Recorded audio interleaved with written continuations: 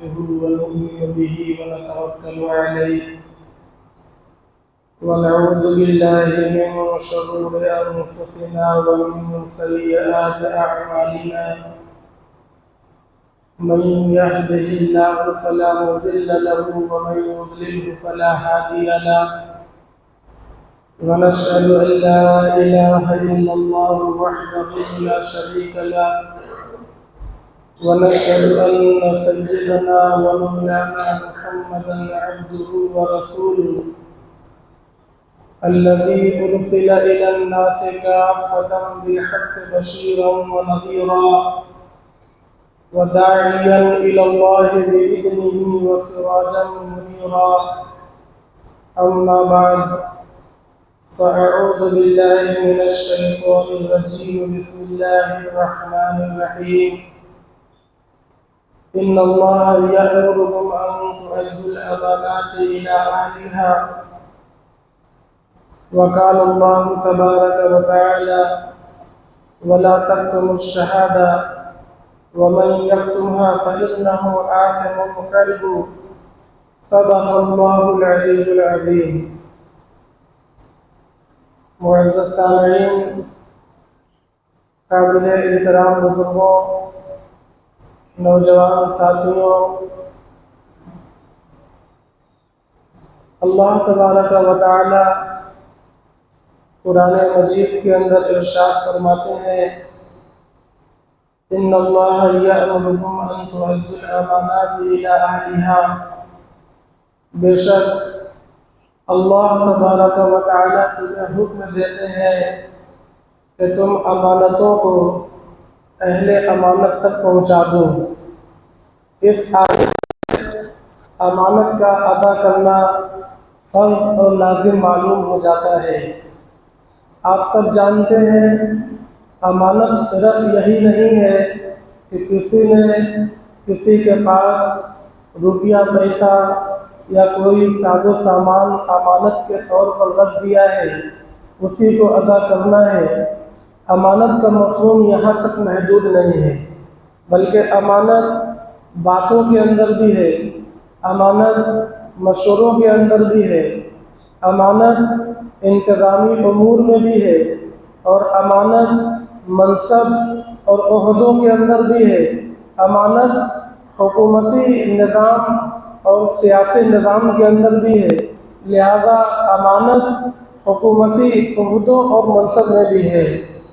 امانت کا مفہوم جس قدر وسعت لیے ہوئے ہے، تمام وسعتوں کے ساتھ امانت کو ادا کرنا اس کے وقت پر، اس کے مقام پر لازم اور واجب ہے۔ اللہ تبارک و تعالی کا فرض کیا ہوا امر ہے۔ ایک جگہ اللہ تبارک و تعالی ارشاد فرماتے ہیں وَكُونُوا قَوَّامِينَ لِلَّهِ شُهَدَاءَ بِالْقِسْطِ، شہادتیں ادا کرو اللہ کے واسطے انصاف کے ساتھ، عدل کے ساتھ۔ اس آیت سے شہادت کا دینا، گواہی کا دینا، یہ لازم اور فرض سمجھ میں آتا ہے۔ سمجھ میں آنے کا معنی یہ ہے کہ فقہی اعتبار سے جہاں پر شہادت کی ضرورت ہو، گواہی کی ضرورت ہو، گواہی دینے کا وقت آوے اور آدمی گواہی دینے پر قادر ہو تو اس کے لیے اس مقام پر اس وقت میں گواہی دینا یہ فرض ہی ہے، یہ لازم اور عین فرض ہے۔ اس میں کسی قسم کا کوئی اختلاف نہیں ہے۔ اور اپنی جگہ پر گواہی نہ دینا یہ گناہ عظیم ہے۔ لہذا اللہ تبارک و تعالی نے ارشاد فرمایا ہے وَمَن يَكْتُمْهَا، اور جو گواہی کو نہیں ادا کرتا ہے، جو گواہی کو چھپاتا ہے فَإِنَّهُ آثِمٌ قَلْبُهُ، تو اس کا دل گناہ گار ہے، یعنی گناہوں میں بھیگا ہوا ہے۔ گواہی کا چھپانا، گواہی کا ادا نہ کرنا یہ گناہ عظیم ہے۔ لہذا گواہی کا دینا یہ ثواب عظیم ہوگا۔ آپ سب جانتے ہیں گناہ اور ثواب کا تعلق دینی امور سے ہوا کرتا ہے، دنیاوی معاملات سے نہیں ہوا کرتا، لہذا گواہی کا دینا یہ دینی امر ہوا اور گواہی کا نہ دینا یہ گناہ عظیم ہوا۔ اب ہم سمجھیں موجودہ وقت میں ووٹ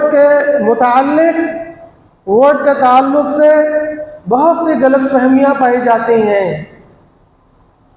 ان غلط فہمیوں کا ازالہ کرنا یہ وقت کی بنیادی ضرورت ہے۔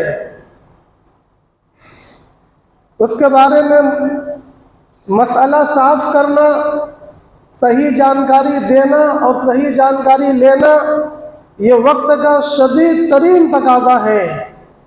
لہذا سردست یہ جاننا چاہیے کہ ووٹ کی شرعی حیثیت کیا ہے۔ اگر ہم ووٹ کی شرعی حیثیت کو سمجھیں گے تو انشاءاللہ جتنی بھی غلط فہمیاں ہمارے معاشرے میں پائی جا رہی ہیں تمام غلط فہمیوں کا ازالہ اسی سے ہوگا۔ ذہن صاف ہوں گے، مسائل واضح ہوں گے اور آدمی کو یہ بات سمجھ میں آئے گی کہ ایک ووٹ جو ہمارے پاس ہے اس کی کیا حیثیت ہے، اس کا ادا کرنا کتنا ضروری ہے اور کتنا ضروری نہیں ہے، اس کا تعلق ثواب و عذاب سے ہے یا نہیں ہے، وہ دینی کام ہے یا محض دنیاوی معاملہ ہے۔ تمام باتیں معلوم ہوں گی جب ہم ووٹ کی شرعی حیثیت جان جائیں گے۔ دیکھیے گزشتہ وقتوں میں ووٹ کو خالص دنیاوی معاملہ سمجھا جاتا رہا ہے، بلکہ ہم لوگ یہ سمجھتے ہیں کہ موجودہ سیاست، انتخاب اور ووٹ اس قدر بدنام کر دیے گئے دھوکے کی وجہ سے، جھوٹ اور فریب کی وجہ سے اور وعدہ خلافی کی وجہ سے اور ایسے فاسق فاجر اور گندے لوگوں کے لگ جانے کی وجہ سے کہ عمومی ایک مزاج یہ بن گیا کہ جب بھی ووٹ، الیکشن، انتخاب کا نام آتا ہے تو اس کے ساتھ ساتھ ایک تصور آتا ہے کہ ذاتی طور پر یہ چیزیں گندی ہیں، یہ چیزیں مناسب نہیں ہیں، دینداروں کے لگنے کی نہیں ہیں، مسجدوں میں باتیں کرنے کی نہیں ہیں۔ اس کے ساتھ اتنی گندگی کر دی گئی کہ اس کے تصور کے ساتھ ساتھ گندگی کا تصور آ جانا یہ لازم ملزوم ہو گیا۔ لہذا اسی کی وجہ سے غلط فہمی پیدا شروع ہوئی۔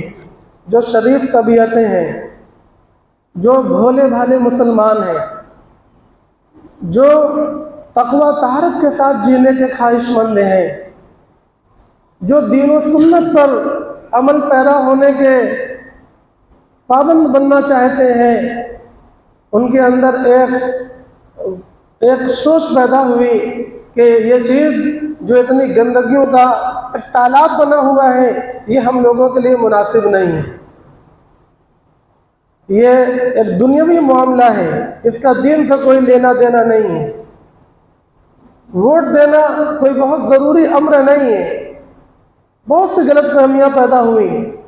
آپ سوال کریں گے تو الگ الگ ٹائپ کے سوال آئیں گے، یا بعض مرتبہ ادنا سے ادنا یہ ان کے دل میں خیال پیدا ہوا کہ بھئی ٹھیک ہے اگر ووٹ دینا ضروری بھی ٹھہرا تو ہمارے ایک ووٹ دینے سے کیا ہوتا ہے، لوگ دے رہے ہیں دینے دیا جائے، ہم نہیں دیں گے، ہمارے مناسب نہیں معلوم ہوتا ہے، یہ چیز ٹھیک نہیں معلوم ہوتی ہے، ہم کسی کو منع بھی نہیں کریں گے اور ہم خود دینے بھی نہیں جائیں گے۔ لوگوں کا عمل ان کے ساتھ ہے، ہمارا عمل ہمارے ساتھ ہوگا۔ اس طرح کی بے شمار غلط فہمیاں اور غلط مسئلے لوگوں کے دل و دماغ کے اندر پیوست ہو گئے،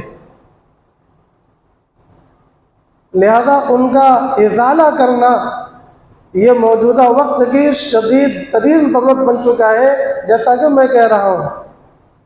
اب ہم سمجھتے ہیں کہ ووٹ کی شرعی حیثیت کیا ہے۔ ووٹ کی 4 شرعی حیثیتیں ہیں، ووٹ کی 4 شرعی حیثیتیں ہیں۔ نمبر 1، ووٹ امانت ہے، اور امانت دینی اور اسلامی فریضہ ہے۔ یہ نہیں کہہ سکتے کہ امانت اخلاقی فریضہ ہے، یہ غلط بات ہے۔ امانت کو ادا کرنا یہ دینی فریضہ ہے۔ ووٹ امانت ہے، کیسے؟ انشاءاللہ ابھی آپ سمجھیں گے۔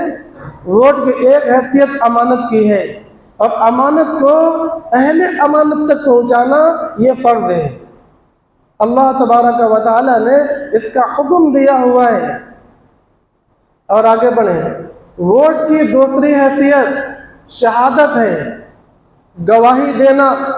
اور گواہی کے بارے میں نے بتلایا کہ اللہ تبارک و تعالی نے قرآن مجید میں متعدد جگہ پر صاف صراحت کے ساتھ الفاظ میں گواہی دینے کا حکم دیا ہوا ہے۔ وَكُونُوا قَوَّامِينَ لِلَّهِ شُهَدَاءَ بِالْقِسْطِ، اور الفاظ بدل کر بھی ہیں۔ متعدد جگہ پر اللہ تبارک و تعالی نے گواہی دینے کا حکم دیا ہے، اور گواہی نہ دینے پر اللہ تبارک و تعالی کی وعیدیں ہیں۔ قرآن مجید کے اندر بھی وعید ہے، احادیث مبارکہ کے اندر بھی وعید ہے۔ اور ایک حدیث شریف میں تو یہ کہا گیا کہ اگر کسی کو گواہی دینے کے لیے بلایا جائے اور وہ گواہی دینے نہ آئے تو اس کا انجام جھوٹی گواہی دینے والوں کے ساتھ کیا جائے گا۔ من کتب شہادتا ودعی الیہا فإنہ شہد بالزور او کما قال النبی صلی اللہ علیہ وسلم۔ ایک بندہ ہے، اس کو گواہی کے لیے بلایا جا رہا ہے مگر وہ جا کر گواہی نہیں دیتا، اس نے دبا دیا، تو یہ شہادت بالزور کے گناہ میں مبتلا ہوگا۔ اور شہادت بالزور کا گناہ شرک کے بعد بڑے گناہ میں بتلایا گیا ہے۔ شرک کے بعد بڑے گناہ کون ہیں؟ بعض مرتبہ صحابہ نے اللہ کے نبی سے پوچھا ہے، الگ الگ محفلوں میں اللہ کے نبی صلی اللہ علیہ وسلم نے کبھی فرمایا کہ شرک کے بعد سب سے بڑا گناہ بدعت ہے، کبھی فرمایا شرک کے بعد سب سے بڑا گناہ جھوٹی گواہی دینا ہے، کبھی فرمایا شرک کے بعد سب سے بڑا گناہ تکبر ہے۔ یعنی یہ کہہ لو کہ شرک کے بعد اولین درجے پر جو گناہ بڑے بڑے آتے ہیں یہ سب ہے، جن میں ایک شہادت بالزور بھی ہے۔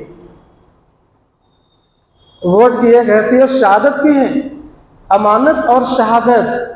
ووٹ کی تیسری حیثیت سفارش کی ہے، شفاعت، سفارش۔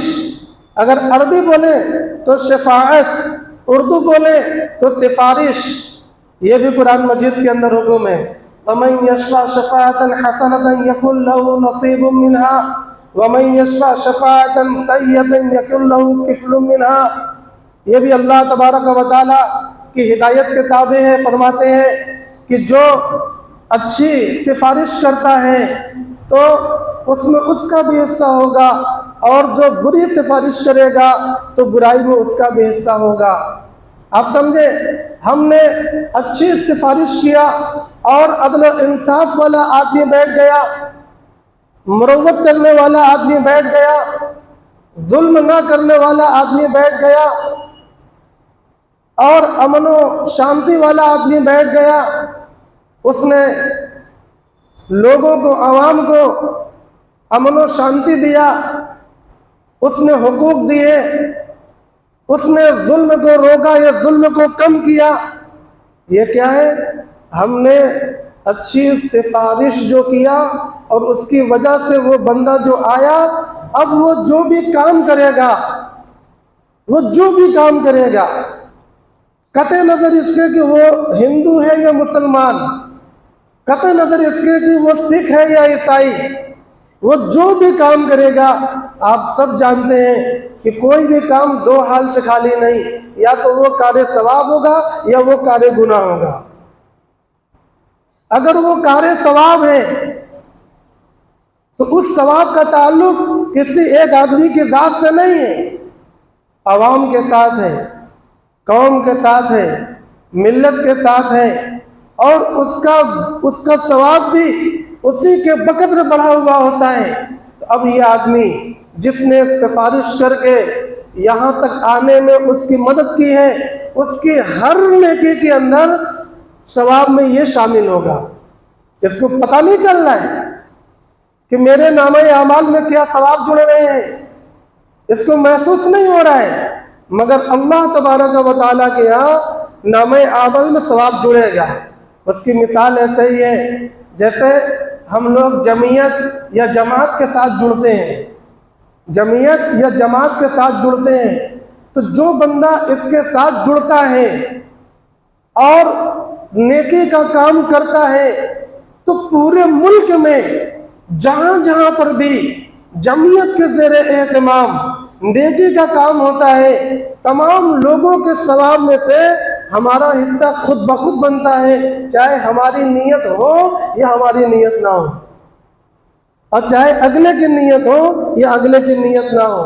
یہ دین کا ایک نظام ہے، شریعت کا ایک اسٹرکچر ہے، اس کے تحت ہر آدمی ثواب کے اندر شریک ہو جاتا ہے۔ ایسے ہی آپ جماعت کو بھی قیاس کر لیں، اس لیے بتلایا جاتا ہے کہ تنظیم اور جماعت کے ساتھ کام کرنے میں ثواب کا فگر بہت بڑا ہو جاتا ہے، جس کا ہم اور آپ تصور نہیں کر سکتے، اور انفرادی میں وہ فگر اپنی ذات کے ساتھ محدود ہوتا ہے۔ اسی طریقے سے گناہ کا بھی نظام ہے، شریعت نے اس کا بھی ایک اسٹرکچر بنایا ہوا ہے۔ اگر ہماری شہادت سے، اگر ہماری امانت سے اور ہماری سفارش سے ایسا بندہ آتا ہے جو لوگوں کو مظلوم بنا دے اور امن و شانتی کو بھنگ کر دے، خون خرابہ عام کر دے، لوگوں کو اپاہج بنا ڈالے، تو اس کا جو گناہ ہوگا، اس گناہ کے اندر ہم سب شریک ہوں گے۔ اور یہ گناہ دو طریقے سے ہو سکتا ہے۔ ایک اس کا طریقہ یہ ہے کہ ہم نے اس غلط جگہ پر ووٹ ڈالا، اور دوسرا طریقہ یہ ہے کہ ہم نے ووٹ کسی کو ڈالا ہی نہیں جس کی وجہ سے وہ جیت کر آیا۔ یہ دونوں اس کے اندر شامل ہوں گے۔ تو تیسری حیثیت ووٹ کی سفارش یا شفاعت، آپ جو نام آپ کو آسان لگے، تیسری حیثیت یہ ہے۔ چوتھی حیثیت ووٹ کی وکالت کی ہے۔ وکالت یعنی ایک آدمی کسی چیز کا دعویٰ کر رہا ہے کہ ہمیں لاؤ، ہم کام کریں گے، دوسرا بھی دعویٰ کر رہا ہے کہ نہیں ہمیں لاؤ، ہم کام کریں گے۔ دونوں میں سے ہم نظریات کو دیکھتے ہیں، ہم ان کے ماضی، ان کی ہسٹری، ان کی تاریخ کو دیکھتے ہیں، ان کے ایجنڈے کو دیکھتے ہیں، ان کے پروگرام کو دیکھتے ہیں۔ دیکھنے کے بعد ہم کسی ایک کی وکالت کرتے ہیں حکومت کے سامنے، یا کہہ لو انتخاب اسمبلی کے سامنے، انتخاب الیکشن کمیشن کے سامنے، ہم اس کی وکالت کرتے ہیں اپنی ایک پرچی کے ذریعے سے۔ کیا وکالت کرتے ہیں کہ یہ بندہ عوامی کام انجام دینے کے لیے زیادہ بہتر ہے، یہ بندہ زیادہ بہتر ہے، عدل کے لیے، انصاف کے لیے، ظلم کو روکنے کے لیے، ظلم نہ کرنے کے لیے، اور عوام الناس کی جو واجب ضروریات ہیں ان کو مہیا اور فراہم کرنے کے لیے یہ بندہ زیادہ مناسب ہے۔ یہ ہمارا ووٹ کیا ہے؟ اس کی وکالت۔ اب یہ دو حال سے خالی نہیں، یا تو ہم غلط وکالت کریں گے یا صحیح وکالت کریں گے، یا وکالت نہیں کریں گے۔ اگر ہم نے غلط وکالت کیا تو یہ ناجائز کی وکالت ہے، یہ حرام ہے، اور اگر ہم نے صحیح کی وکالت کیا تو یہ واجب وکالت ہے، جو واجب ہے۔ اور اگر ہم نے کسی کی وکالت نہیں کیا اور اس کے نتیجے میں ظالم آ کر بیٹھ گیا، قاتل آ کر بیٹھ گیا، اور فتنہ فساد مچانے والا آ کر بیٹھ گیا، تو پھر اس کے گناہ میں ہم شریک ہیں۔ 4 حیثیتیں ہیں ووٹ کی۔ اب آپ ہمیں بتلائیں کہ یہ ووٹ کیا خالص دینی معاملہ ہے یا شریعت کا اس کے ساتھ تگڑا اور مضبوط تعلق ہے؟ محترم بھائیوں اور دوستوں، بہت سے لوگوں کے ذہنوں میں شیطان یہ بات ڈالتا رہتا ہے کہ یہ الیکشن کی باتیں کرنا، انتخاب کی باتیں کرنا، ووٹ کی باتیں کرنا، یہ مسجدوں کے کام نہیں ہے، یہ علماء کے کام نہیں ہے، یہ دینداروں کے کام نہیں ہے۔ تو میں بتلا دینا چاہتا ہوں کہ ان کی سوچ جو یہ پیدا ہوئی ہے یہ سراسر باطل اور غلط ہے۔ آپ سمجھیں، سیاست کار نبوت ہے۔ نبی پاک صلی اللہ علیہ وسلم کو جن مقاصد کو لے کر بھیجا گیا ان میں ایک مقصد سیاست کے ذریعے سے پوری دنیا کی اصلاح ہے، سیاست کے ذریعے سے اللہ کے بندوں کو آشائش دینا اور ان کے انتظام کو قائم کرنا ہے، عدل و انصاف کو قائم کرنا ہے۔ بغیر سیاست کے عدل و انصاف کو قائم کرنا یہ موجودہ وقت میں تو کسی طرح بھی ممکن نہیں ہے، اور نہ ماضی میں تھا، کبھی بھی نہیں تھا۔ لہذا یہ کیسے ہم سوچ لیں کہ سیاست یہ دین کا کام نہیں ہے؟ تاریخ کی کتابیں اٹھا کر پڑھیں یا سیرت کی کتابیں اٹھا کر پڑھیں، فقہ کی کتابیں اٹھا کر پڑھیں یا احادیث مبارکہ کی کتابیں اٹھا کر پڑھیں، ہر کتاب کے اندر آپ کو اسلامی سیاست کا چیپٹر ضرور ملے گا۔ لہذا یہ ذہن نشین کرنا چاہیے کہ سیاست کار نبوت ہے، انبیاء کا کام ہے۔ آپ نے دیکھا نبی نے حکومت قائم کیا، کیا آپ نہیں جانتے نبی نے گورنر بنا کر بھیجے؟ کیا آپ نہیں جانتے نبی نے سیاسی جنگیں لڑی ہیں؟ کیا آپ نہیں جانتے خلفائے راشدین نے سیاسی فیصلے کیے، انہوں نے سیاست کو قائم کیا، ہزاروں سال تک مسلمان سیاست کرتے چلے آئے؟ کیا یہ دین نہیں تھا؟ یہ سراسر دین تھا۔ تبھی تو ہم یہ کہتے ہیں کہ مسلمانوں نے جو حکومتیں کی اس کو اسلام کے اور قریب رہ کر کرنا چاہیے تھا۔ اگر کوئی قریب نہیں تھا تو ہم یہ جملہ بولتے ہیں، اور جو قریب تھا اس پر اللہ کا شکر بھی ادا کرتے ہیں۔ نام بدل جاتے ہیں وقت کے ساتھ ساتھ، مگر مفہوم نہیں بدلتے۔ اللہ کے نبی صلی اللہ علیہ وسلم دنیا سے تشریف لے گئے تو آپ کے پیچھے خلیفہ بنے۔ یہ خلیفہ کا کام کیا تھا؟ امیر المؤمنین کا کام کیا تھا؟ ان کا کام تھا سیاست کرنا، نظام کو قائم کرنا۔ تو یہ سیاست دین سے غائب کب ہو گئی؟ کب سے لوگ یہ سمجھنے لگے؟ بہرحال یہ ان کی لا علمی اور ناواقفیت ہے۔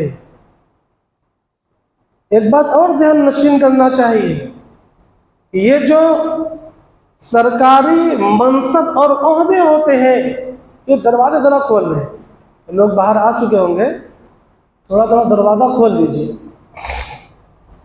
یہ جو سرکاری منصب اور عہدے ہوتے ہیں، ان کا تعلق بھی صرف دنیا سے نہیں ہوتا، وہ اسلامی ممالک کے منصب اور عہدے ہوں تب بھی، اور غیر اسلامی ممالک کے منصب اور عہدے ہوں تب بھی، یا دارالحرب کے منصب اور عہدے ہوں تب بھی۔ اس بات کو ذہن نشین رکھیے گا، حکومتوں کے جو منصب اور عہدے ہوتے ہیں وہ اللہ تبارک و تعالیٰ کی امانت ہے۔ بس یہ جملہ یاد رکھیے، حکومتوں کے جو منصب اور عہدے ہیں وہ اللہ کی امانت ہیں۔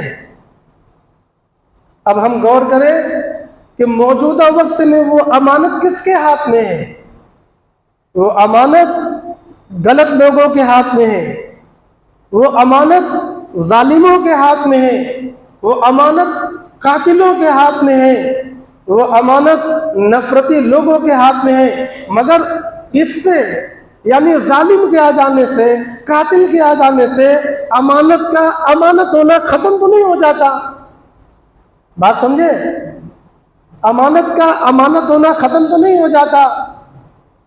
یہ اللہ کی امانت ہے، لہذا اس پر جو بھی آوے اس کو یہ چاہیے کہ جب ہمارے ہاتھ میں اللہ کی امانت آئی تو اس امانت کو ہم ادا کریں۔ جو اللہ والے ہیں، جو دین والے ہیں، وہ تو ظاہر سی بات ہے کہ امانت کو ادا کرنے کی فکر کریں گے، لیکن جو خدا کا منکر ہے، جس کو ہم کافر کہتے ہیں، لوگ سمجھتے ہیں کافر کوئی گالی ہے۔ کافر کوئی گالی نہیں ہے، بلکہ کافر کا معنی خدا کا انکار کرنے والا، اور خدا کا انکار سے صرف خدا کی ذات مراد نہیں ہے، بلکہ اگر کوئی خدا کے اندر خدا کی صفات کا انکار کر دے تو وہ بھی خدا کا انکار ہے، اس کو بھی کافر کہا جائے گا۔ کوئی خدا کی ذات بھی مانے، خدا کی صفات بھی مانے، لیکن خدا کے احکام کا انکار کر دے، اس کو بھی کافر کہا جائے گا، کیونکہ خدا کی ذات بھی ماننا، خدا کی صفات بھی ماننا، مگر خدا کے احکام کا انکار کر دینا، یہ سراسر خدا کا انکار کر دینا ہے۔ لہذا کافر کا معنی آپ اپنے ذہن میں رکھیں۔ کوئی اگر دعویٰ کرتا ہے ہم خدا کو مانتے ہیں مگر صفات کا منکر ہے تو بھی کافر ہے، ذات کا منکر ہے، صفات کا بھی منکر ہے، مگر احکام کا منکر ہے تو بھی وہ کافر ہے۔ لہذا اسی کو میں کہہ رہا ہوں کہ کوئی خدا کا انکار کرنے والا اس عہدے اور منصب پر آ گیا تو ظاہر سی بات ہے کہ وہ خدا کا منکر ہے، یا تو خدا کی ذات ہی نہیں مانے گا، یا خدا کی ذات کو کسی درجے میں مان لے تو پھر خدا کی صفات نہیں مانے گا، یا غیروں کے اندر بھی مانے گا، یا خدا کی صفات بھی کسی طور مان لے تو پھر خدا کے احکام کو نہ مانے گا۔ تو ایسا آدمی ظاہر سی بات ہے کہ روح زمین پر خدا کے احکام کو جاری نہیں کرے گا۔ روح زمین سے مراد بھی کیا ہے؟ ہم ہی لوگ ہیں، یعنی ہمارے اوپر احکام کو جاری کرنا، یہ روح زمین پر احکام کو جاری کرنا ہے۔ جس کے قبضے میں، جس کی ملکیت میں جتنا خطہ ہے، جتنا رقبہ ہے، اس پر وہ احکام کو جاری کرتا ہے۔ خدا کی اتنی سرزمین پر وہ احکام کو جاری کرتا ہے۔ خدا کی زمین خدا کی ہے، منصب خدا کی امانت ہے۔ اسی امانت کو نافذ کرنے کے لیے اللہ نے انسانوں کو پیدا کیا ہے۔ انسان دو طرح کے ہو گئے، اللہ کو ماننے والے، اللہ کا انکار کرنے والے۔ لہذا آج اللہ کا انکار کرنے والے ان منصبوں پر بیٹھے ہیں، مگر ان تمام بحثوں سے اس امانت کا امانت ہونا خارج نہیں ہوگا۔ اصل شے اپنی جگہ پر باقی ہے۔ جب آپ کو یہ بات سمجھ میں آ گئی کہ یہ جتنے عہدے ہوتے ہیں، یہ جتنے منصب ہوتے ہیں، یہ اللہ کی امانت ہے، تو ہمارا اور آپ کا بھی کچھ فرض بنتا ہے یا نہیں بنتا؟ ہمارا اور آپ کا یہ فرض بنتا ہے کہ اللہ کے امانت کی حفاظت کی جائے، نہیں بنتا؟ ہمارا اور آپ کا یہ فرض بنتا ہے، دینی فرض بنتا ہے، اسلامی فرض بنتا ہے کہ اللہ کے امانت کی حفاظت کی جائے۔ اللہ کے امانت کے حفاظت کرنے کا ذریعہ کیا ہے؟ یہ ووٹ کا ڈالنا، یہ ووٹ کا ڈالنا، یہ اللہ کے دین کی حفاظت ہے، اللہ کے امانت کی حفاظت ہے۔ اس لیے ہمیں اور آپ کو اس بات کو تسلیم کرنا پڑے گا کہ ووٹ ایک دینی مسئلہ ہے۔ منصب، حکومت اور جو کچھ ہو رہا ہے اس کا گہرا تعلق دین کے ساتھ ہے۔ اب جو چند غلط فہمیاں ہیں مختصراً میں اس پر بھی روشنی ڈال دوں۔ ایک غلط فہمی تو میں نے بتلایا کہ اپنے آپ پیدا ہوتی ہے بغیر کسی کو بہکاوے۔ ہمیں اور آپ کو کوئی بہکاتا نہیں ہے، کوئی کنونس نہیں کرتا، مگر ہماری طبیعت کے اندر وہ سوچ خود سے پیدا ہو جاتی ہے۔ وہ سوچ خود سے کیا پیدا ہوتی ہے؟ وہ یہ پیدا ہوتی ہے کہ بھائی یہ ووٹ کی بات کرنا، یہ الیکشن کمیشن کی بات کرنا، یہ ہم لوگوں کا کام نہیں ہے، ہم لوگوں کے لیے مناسب نہیں ہے۔ ایک طبیعت یہ بن جاتی ہے۔ بظاہر نیک طبیعت کے لیے یہ سوچ اور یہ جملہ بہت مناسب معلوم ہوتا ہے، مگر جب ہم قوم ملت کا سوچتے ہیں تو یہ سوچ اور یہ نعرہ یہ قوم ملت کے لیے بہت نقصان دہ ہوتا ہے۔ ایک طرف اگر ہم طبیعت کی شرافت کو دیکھیں تو اس طبیعت کے لیے یہ مناسب ہے لیکن ایک طرف جب ہم عقل کا تقاضا دیکھتے ہیں تو عقل یہ تقاضا کرتی ہے کہ نہیں، اگر ہم دیندار ہیں، اگر ہماری طبیعت شریف بھی ہے، مگر ظالموں کے ہاتھوں کو روکنا یہ شریفوں کا ہی کام ہے، یہ دینداروں کا ہی کام ہے۔ جناب آقا محمد رسول اللہ صلی اللہ علیہ وسلم نے فرمایا، حضرت ابو بکر صدیق رضی اللہ تعالیٰ عنہ کی روایت ہے، ان الناس اذا رأوا الظالم، لوگ جب ظالم کو دیکھیں اور ظالم کا ہاتھ نہ پکڑیں، ولم یأخذوا علی یدیہ، اور اس کا ہاتھ نہ پکڑیں، تو اللہ کے نبی صلی اللہ علیہ وسلم نے فرمایا اللہ تبارک و تعالی اس ظالم کو جو عذاب دے گا اس میں تمام لوگوں کو شریک کر دے گا۔ کیا یہ بات شریعت کے اصول کے خلاف لگتی ہے؟ نہیں لگتی، کیونکہ ہم لوگ فضائل اعمال میں اس طرح کے واقعات پڑھ چکے ہیں۔ دوسرے دین کے مسائل اور اصول سے اس طرح کی باتیں ہمیں معلوم ہیں کہ اگر کوئی آدمی صرف اپنے مفاد کے لیے کام کرے گا اور قوم و ملت کی خدمت اور مفاد کو چھوڑ دے گا تو اللہ تبارک و تعالیٰ اس کی نیکیوں کو بھی قبول نہیں فرمائیں گے، خصوصاً اس وقت جب کہ لوگوں پر ظلم ہو رہا ہو۔ بنو اسرائیل کے واقعے کو آپ لوگ سنتے ہیں، آپ لوگ جانتے ہیں، ایک نہایت نیک عبادت گزار اللہ کا بندہ جو صرف اللہ کی یاد میں جی رہا تھا، دنیا سے کوئی اس کو موہ مایا نہیں تھا، اللہ تبارک و تعالیٰ نے فرشتوں سے کہا کہ جاؤ اس کی بستی کو الٹ دو۔ فرشتوں نے کہا کہ یا اللہ اس بستی میں وہ فلاں نیک بندہ ولی رہتا ہے، ہم اس بستی کو کیسے الٹ دیں؟ تو اللہ نے فرمایا تھا کہ اسی کی وجہ سے کہہ رہا ہوں کہ الٹ دو، اور سب سے پہلے اسی کو الٹ دو۔ فرشتوں نے پوچھا کہ اللہ آپ ایسا فیصلہ کیوں فرما رہے ہیں؟ اللہ تبارک و تعالیٰ نے بتلایا تھا کہ وہ اپنی عبادت تو کرتا ہے مگر لوگوں کے ساتھ جو ظلم ہو رہا ہے، جو ناانصافیاں ہو رہی ہیں اور جو ان کے اندر فساد پیدا ہو رہے ہیں اس کی وہ کوئی فکر نہیں کرتا، لہذا سب کو ختم کر دو۔ اس اصول کی روشنی میں ہم لوگ یہ جانتے ہیں، حضرت ابو بکر صدیق رضی اللہ تعالیٰ عنہ کی جو روایت بھی میں نے پڑھی ہے وہ سنن ترمذی کی ہے، اس میں اللہ کے نبی صلی اللہ علیہ وسلم نے فرمایا کہ لوگ جب ظالم کو ظلم کرتا ہوا دیکھیں اور اس کو روکنے کی کوشش نہ کریں تو عذاب میں وہ ظالم گرفتار نہیں ہوگا، بلکہ اس کے ساتھ ساتھ عام لوگ بھی اسی عذاب کے اندر گرفتار کیے جائیں گے۔ اس لیے ایک طرف شریف طبیعتوں کا تقاضا ہے، ہمیں اس کا احترام ہے، مگر دوسری طرف موجودہ وقت کا تقاضا ہے، عقل کا تقاضا ہے، امور کا تقاضا ہے، وہ تقاضا شریف طبیعتوں کے تقاضے کے بمقابل زیادہ شدید اور زیادہ ضروری ہے۔ اس لیے ہمیں یہ سمجھنا ہوگا کہ نہیں، ہم تمام لوگوں کو نکل کر اپنے ووٹ کے حق کو استعمال کر کے اپنے حصے کا جو کام ہے اس حصے کا کام کرنا ہوگا۔ کچھ لوگ یہ سمجھتے ہیں، ایک غلط فہمی یہ ہوتی ہے کہ اگر صرف ہم ووٹ نہ دیں تو کیا حرج ہو جاتا ہے۔ محترم بھائیوں اور دوستوں، میں نے بتلایا کہ یہ ووٹ دینا لازم ہے، واجب ہے، فرض ہے، امانت ہے، شہادت ہے، شفاعت ہے، وکالت ہے، کتنی چیزوں کو چھوڑیں گے؟ اب کیا سمجھتے ہیں کہ لازم کو ادا نہ کرے کوئی حرج نہیں ہے، واجب کو ادا نہ کرے کوئی حرج نہیں ہے، آپ شہادت کو ادا نہ کرے کوئی حرج نہیں ہے؟ یہ خیال سرے سے غلط ہے، یہ باطل ہے۔ لہذا ہر فرد کو اپنی قدرت اور وسعت کے بقدرے ووٹ کا ڈالنا لازم اور واجب ہے۔ اس میں مرد بھی شامل ہیں اور عورتیں بھی شامل ہیں، لہذا یہ پیغام تمام عورتوں تک بھی پہنچا دیا جائے، لازم اور واجب معاملہ ہے۔ محترم بھائی اور دوستوں، اور بھی بہت سے اعتراض ہو سکتے ہیں، مگر میں یہ کہوں گا آپ حضرات سے کہ آپ کسی کے نہ سنیں، آپ کسی کے نہ سنیں، آپ سنیں قرآن کی، آپ سنیں سنت کی، آپ سنیں سیرت کی، آپ سنیں ماہرین علماء کی جو اسلام کے مزاج سے واقف ہیں، جو شریعت کے ناف کور سے واقف ہیں۔ اس کے علاوہ جو بھی آپ کو باتیں بتلائیں گے وہ باتیں ان کی عقلی پیدا شدہ ہوں گی، وہ شرعی منشا نہیں ہوگا، شرعی روح نہیں ہوگی۔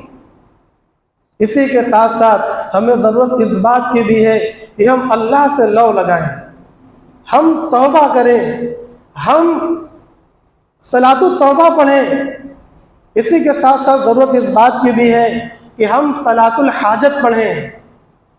صلاۃ الحاجت اگر آپ نہیں جانتے تو آج انٹرنیٹ موجود ہے، کتابیں موجود ہیں، صلاۃ الحاجت کو سیکھیں اور اللہ سے ضرورت کو مانگیں۔ اگر ہم نے نہیں مانگا، اگر ہم نے اپنے حصے کا کام نہیں کیا، تو جو لوگ آج یہ کہتے ہیں کہ یہ باتیں مسجدیں میں کرنے کی نہیں ہیں، مسجدیں ختم کر دی جائیں گی، مکاتب اور مدارس، مقابر اور اوقاف یہ سارے چھین لیے جائیں گے اور ہم کچھ نہیں کر پائیں گے۔ اس لیے ہوش کے ناخن لیں، بیدار ہو جائیں، تھوڑا سا قدم اپنا آگے بڑھاویں، لوگوں تک باتیں پہنچاویں، لوگوں کو بیدار کریں، اور ہو سکے تو ملک کی، قوم کی خدمت کریں۔ ہم لوگ جو مسلمان ہیں، ہمارا ووٹ صرف مسلمانوں کے لیے نہیں ہونا چاہیے، پورے ملک کے لیے ہونا چاہیے۔ ہماری ذات آڑ ہے، ہماری ذات آڑ ہے ہریجنوں کے لیے، ہماری ذات آڑ ہے چماروں کے لیے، ہماری ذات آڑ ہے SC/ST کے لیے، بہت سے لوگوں کے لیے ہم آڑ ہیں۔ جس دن یہ ڈھال توڑ دی جائے گی محترم بھائیوں اور دوستوں، صرف مسلمانوں پر نہیں، ہندوؤں کے ایک بڑے طبقے پر بے پناہ ظلم ڈھا دیا جائے گا۔ آپ کیا سمجھتے ہیں کہ یہ ووٹ صرف ہمارے مفاد میں ہے؟ یہ ووٹ ملک کے مفاد میں ہے۔ اگر یہ ووٹ نہ پڑے گا تو آپ سمجھیے یہ ملک بھی باقی نہیں رہ سکتا، یہ قوم بھی باقی نہیں رہ سکتی، کوئی طبقہ باقی نہیں رہ سکتا۔ اگر آپ کو ملک و ملت کو باقی رکھنا ہے، اگر ملک کو باقی رکھنا ہے، تو یہ سمجھنا چاہیے کہ اس کا ذریعہ ووٹ کا ڈالنا ہے۔ اللہ تبارک و تعالی کہنے سننے سے زیادہ عمل کی توفیق عطا فرماوے۔ وآخر دعوانا الحمدللہ رب العالمین۔